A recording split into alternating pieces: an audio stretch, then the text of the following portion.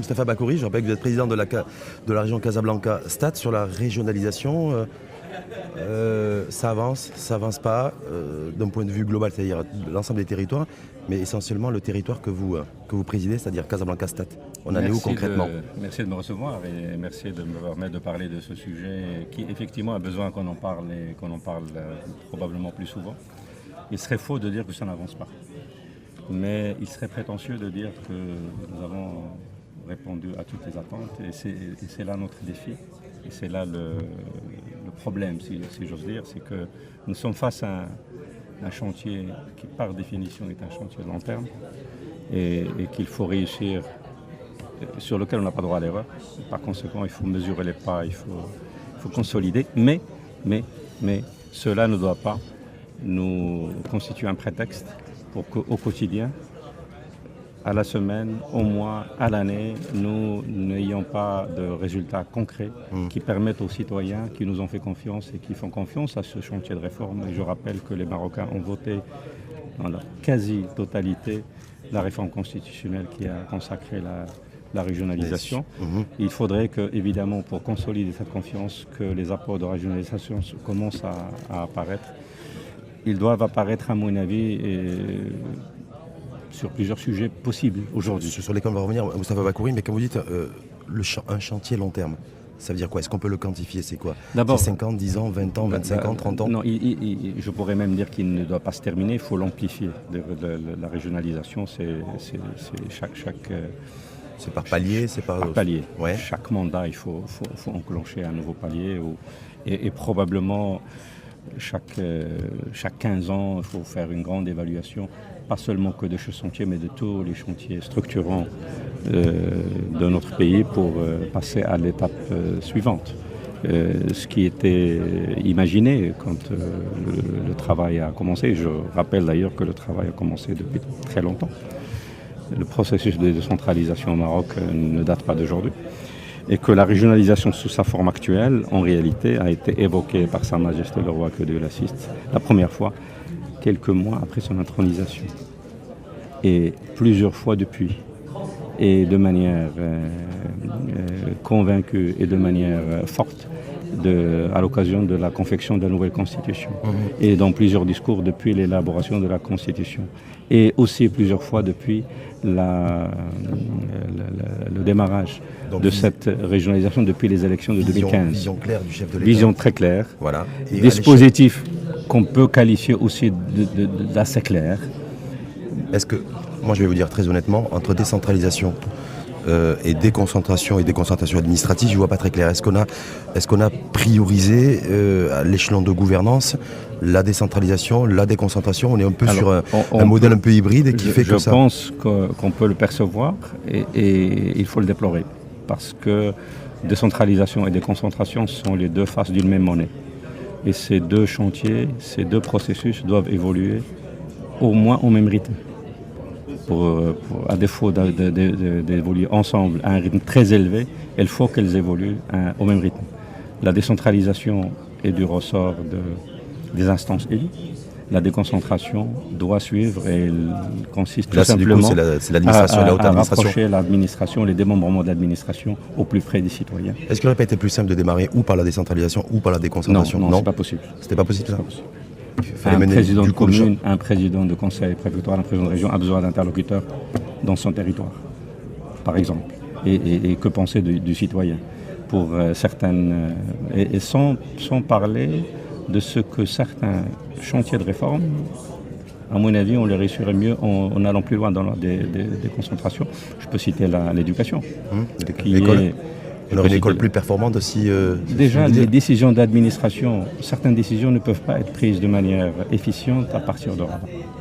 L'affectation des professeurs, par exemple. Le recrutement du personnel, l'optimisation. Ça fait des nouveaux attributs de la région? C'est les attributs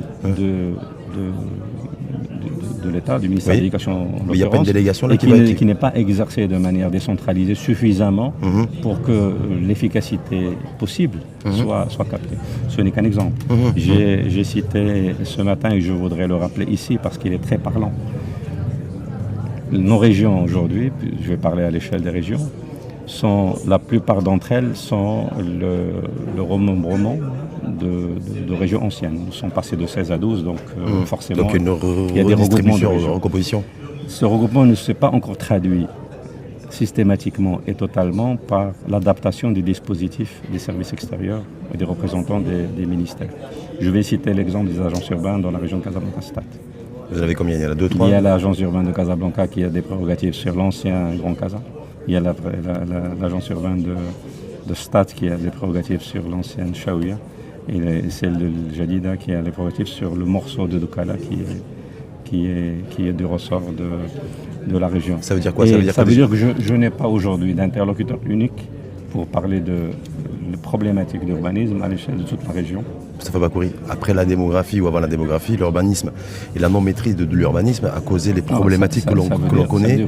Donc est-ce que c'est pas inquiétant? Je n'ai pas d'interlocuteur pour appréhender toutes les problématiques qu'il faut appréhender pour élaborer des visions d'urbanisme tournées vers avoir un schéma aussi d'aménagement du territoire, toutes ces choses-là. Le schéma d'aménagement du territoire qui est de notre ressort et qu'il faut absolument sortir et qui est structurant. Et on en est où sur ce chantier-là? Nous avons démarré, mais je déplore que je ne puisse pas le faire avec un interlocuteur unique qui puisse accompagner sur cet exercice. Parce que je rappelle sous votre couvert, Moustapha Bakouri, que vous devez gérer le quotidien de 7 millions d'habitants qui vivent dans cette région Casablanca-Stade.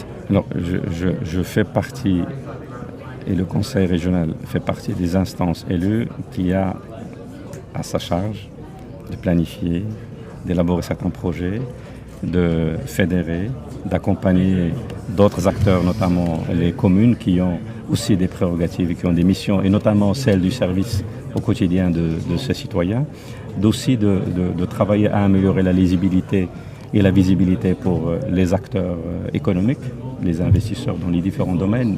Et nous avons encore de très grosses potentialités économiques qui ne sont pas valorisées et qui est aussi au niveau de la région, au bénéfice des populations, au niveau de la région. Nous en avons presque dans toutes les provinces. Et donc notre travail et notre mission consiste évidemment à agir sur certaines priorités, mais aussi à travailler à libérer ces potentialités. Ça veut dire quoi? C'est Moustapha Bakouri, en tant que président de la région de Casablanca-Stade, il ne gère pas le quotidien des Casablancais, mais il planifie, il assure la gestion des habitants de la région.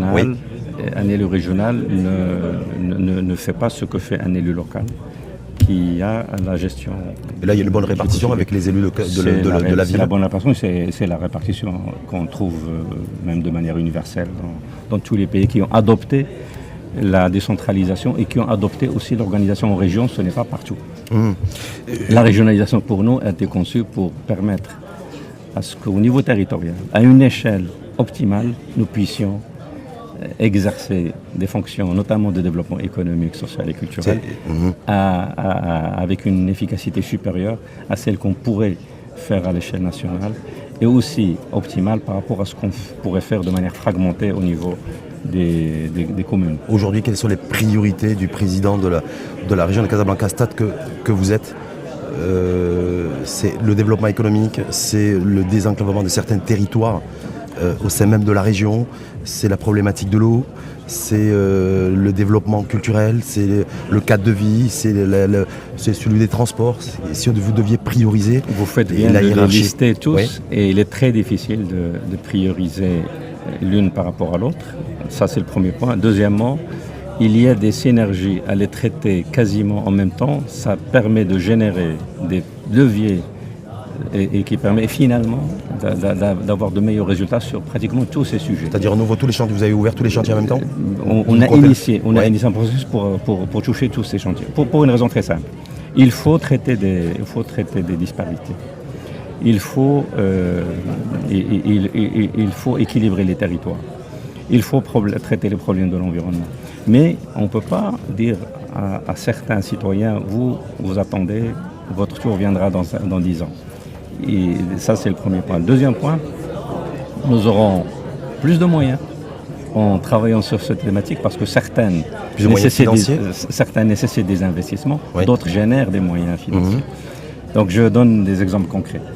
Il faut évidemment traiter les priorités. Il est inconcevable qu'aujourd'hui, à l'échelle de la région Casablanca-Stade, et je dis même qu'il est inconcevable qu'à l'échelle de tout le Maroc, nous ayons encore un nombre important de villages qui n'ont pas d'accès à l'eau potable. Donc ça ne peut pas être autre chose qu'une priorité. Même chose pour l'électrification. Et c'est vrai que nous avons des taux d'électrification qui sont très élevés en moyenne. 98, mais il faut se mettre à la place de ceux du 1% ou du 2% qui ne l'ont pas. Et c'est encore plus frustrant. Donc vous, ça allait dégrader ce 1% pour faire du 100%. Il faut faire tout ce qu'il faut pour aussi toucher ça. Donc là, c'est essentiellement social, vos priorités. Troisième priorité, qui est même une première priorité, c'est de désenclaver un certain nombre de villages qui le sont encore. Au sein même de la région Casablanca-Stade, nous avons un nombre important de douars qui ne sont pas dotés de pistes ou de routes rurales de qualité suffisante pour pouvoir se déplacer tout simplement, pour pouvoir accéder à des services qu'ils n'ont pas forcément dans leur territoire et qu'ils ont à proximité, mais il faut pouvoir les raccorder. Le souk, l'école, le dispensaire, la route principale qui permet d'aller vers d'autres communes et ainsi de suite. Donc ça, il y a un programme très concret. Est-ce que le budget aujourd'hui les finances à l'échelle de l'exécutif régional le permettent? Les finances seront toujours faibles par rapport à l'ampleur de ce qu'il y a à faire. Le défi, c'est qu'est-ce qu'on peut faire de mieux par rapport aux finances que nous avons et quels sont les leviers à activer pour améliorer les finances progressivement.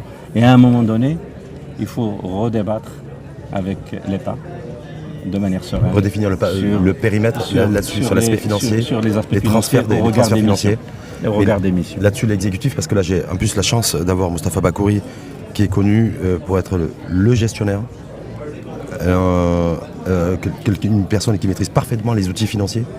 On dit aussi que les régions, les exécutifs régionaux vont devoir aussi lever des fonds sur les marchés internationaux. Est-ce que là-dessus, est-ce que la région de Casablanca-Stade aujourd'hui, qui je crois est dotée d'un budget d'1 milliard de dirhams, un peu moins à peu près, mais pour financer toutes ces priorités, avant de financer ces priorités. Est-ce que là il y a des modèles aussi, des modèles financiers sur lesquels vous êtes en train de travailler pour avoir des modèles financiers? Les modèles financiers, beaucoup de modèles financiers peuvent être activés.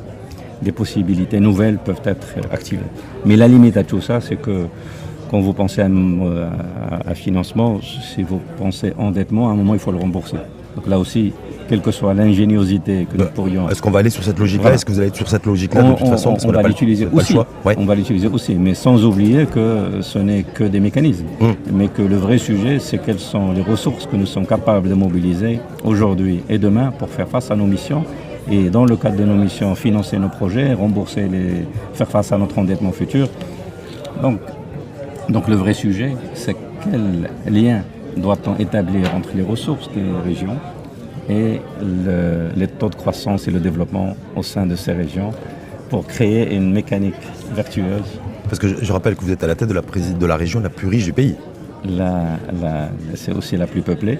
Oui. C'est là aussi où il y a le plus gros défi en termes d'infrastructure. C'est là aussi où il y a le plus gros défi en matière d'employabilité des jeunes. Donc il faut relativiser le débat et c'est souvent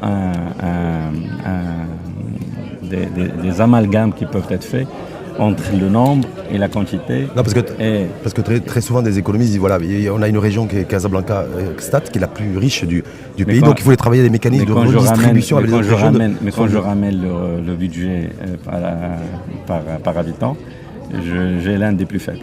Donc qu'est-ce que je fais? Et par rapport aux déficits sociaux aussi, qu'il faut combler. Par rapport aux impératifs de développement d'infrastructures qui doivent être développés pour garder la compétitivité de la région, il est absolument nécessaire d'avoir des budgets beaucoup plus importants encore. Justement, sur les budgets plus importants, les PDR vont être a priori signés à la rentrée. Alors, les PDR pour nous ont été conçus d'abord, réalisés, votés il y a un an au niveau du Conseil régional. Et je rappelle que pour Casablanca-Stade, ça a été voté à l'unanimité, ce qui est important pour un document aussi stratégique et aussi structurant. Et très récemment, ils ont été visés. Donc aujourd'hui, c'est de toute façon notre référence de travail. D'accord. Donc toutes les actions, tous les programmes prévus dans le PDR, tous les projets prévus dans le PDR, qui ont déjà réuni le moyen de leur concrétisation, nous commençons à les concrétiser. Et nous continuons le débat et les discussions avec les parties prenantes, notamment certains départements ministériels, certains établissements publics et parfois privés, pour les autres projets. Et effectivement, à un moment donné, il y aura de manière concrète la signature de contrat État-région qui accompagne le PDR. A priori, est annoncé pour septembre-octobre. A priori, c'est ça. Autre point, Moustapha Bakouri, c'est vous avez appelé aussi de vos voeux, ça m'a interpellé moi, à ce que l'administration, c'est que le gouvernement il change d'approche, c'est-à-dire une approche beaucoup plus territoriale des politiques publiques. Alors je me dis, qu'est-ce que Moustapha Bakouri veut dire par là? Est-ce que jusqu'à présent les politiques publiques étaient faites au niveau national, et avec des déclinaisons? Pour moi, c'est même l'un des fondements de la régionalisation. Demain, on ne peut plus raisonner tourisme. Il faut décliner la stratégie touristique sur les territoires. Et on ne peut plus raisonner uniquement agriculture, plan vert même. Maroc vert, plan vert, Maroc vert. Il faut avoir des Maroc verts territorialisés. Alors c'est le cas sur certaines filières. Je pense qu'il y a encore possibilité d'aller plus loin. Je verrai demain, c'est un exemple, mais je peux approfondir sur chacun des exemples. Déjà, au niveau de chacun des secteurs, c'est de rentrer dans chaque territoire et de traiter par exemple le plan vert en parlant de la qualité des sols, en parlant des besoins en formation humaine, des possibilités d'eau qu'il est possible de mobiliser, et ainsi de suite, de faire de l'innovation et qui sont forcément différentes d'une région à l'autre.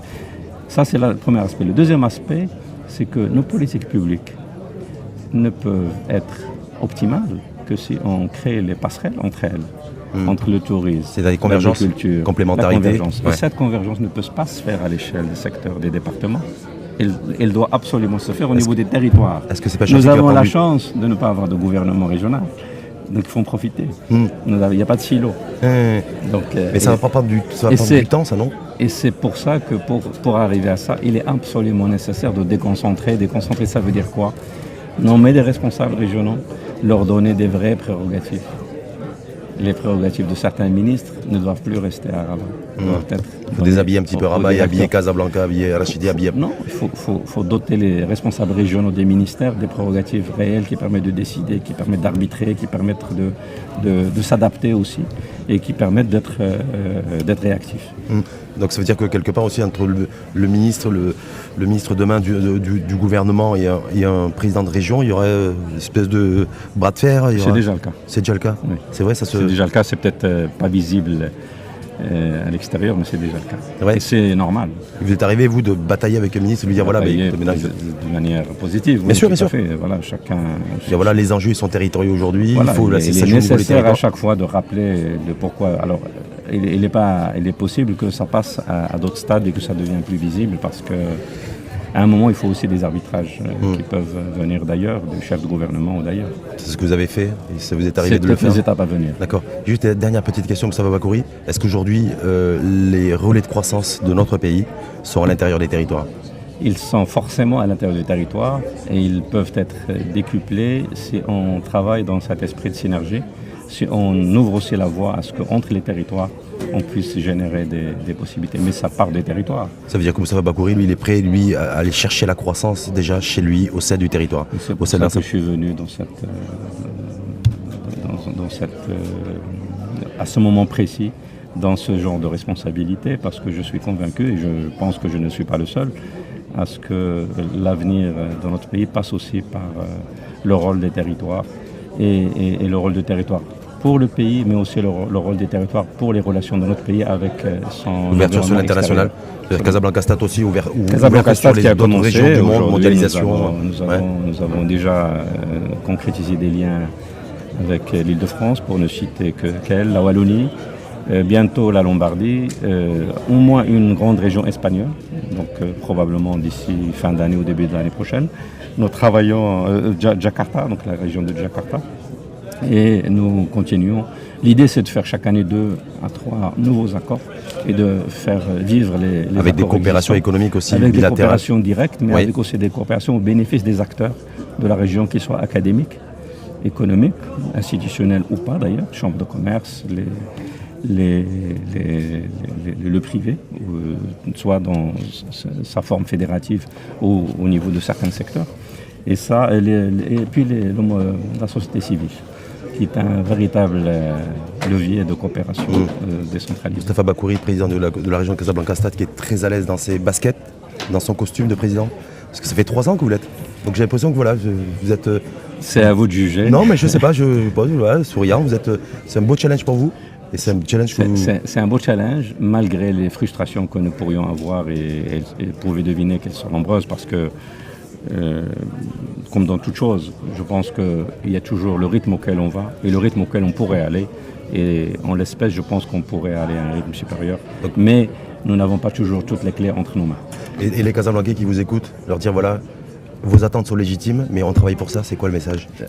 Non seulement on travaille pour ça, et sincèrement, je pense que les Casablancais, les Stati, les Jdidi, les Bnouri, les Fdari, parce que la famille s'est élargie, absolument, ont aussi un rôle à jouer. À travers leurs propositions, à travers leur suivi de ce que nous pourrions faire, Implication. à travers leur implication, à travers la pertinence de ce que nous allons réussir demain, dépendra aussi des propositions. Et je fais confiance au bon sens des citoyens quant à la définition des priorités, et aussi à l'intelligence, à ce que les priorités se bénéficient à tout le monde et non pas uniquement à une certaine... On appelle ça l'intérêt général d'ailleurs. Merci en tout cas. Merci À vous, Moustapha Bakouri, je vous souhaite une bonne journée. Merci à vous.